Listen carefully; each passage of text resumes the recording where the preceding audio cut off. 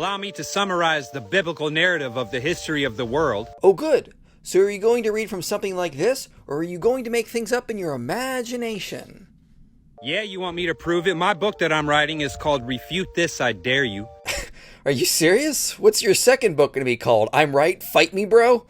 The Bible says a group of angels got together and decided to come down here because they thought women were beautiful. No, the Bible does not explicitly say that. That is one interpretation of Genesis 6:1-4. But there are alternative ways to read that passage that do not invoke heavenly beings. See this video I made for an alternative.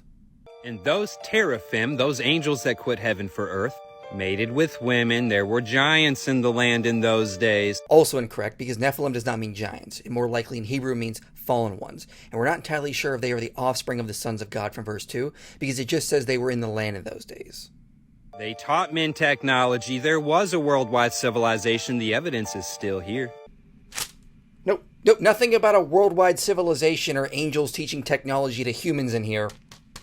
Was there industry? Sure, the carbon-12 that was left over in the atmosphere completely skews the carbon dating today. Okay, an obvious misunderstanding of how carbon dating works, but you said you were giving the biblical narrative. This is not the biblical narrative.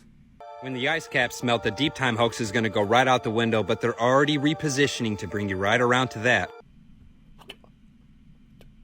Biblical narrative! What do ice caps have to do with the biblical narrative? Anyway, God flooded the earth. Killed them all but 8. When the fountains of the deep broke up, the supercontinent broke up. Nope, no supercontinent is in the Bible. In fact, Genesis 2 says the Tigris and Euphrates River already existed. If before the flood there was a supercontinent that was broken up into its current form today, the land would have been entirely different. The Tigris and Euphrates would not have existed yet. I'll cite all my sources. Where do you think I get this from? Well, you're not getting it from here, that's for sure. And there was a man on Noah's boat that loved that old way. His descendants tried for that empire again immediately, made their way right back to the site where the foundations of the old buildings were still there. There is nothing in the Bible about the Tower of Babel being built on foundations from a city from before the flood. But that's hard, and they're not gods, and it's not as good as it could be. Let's call these fellas back down, NASA. Come on, fellas, here's some naked photos. You liked all this once. You hear that, ladies?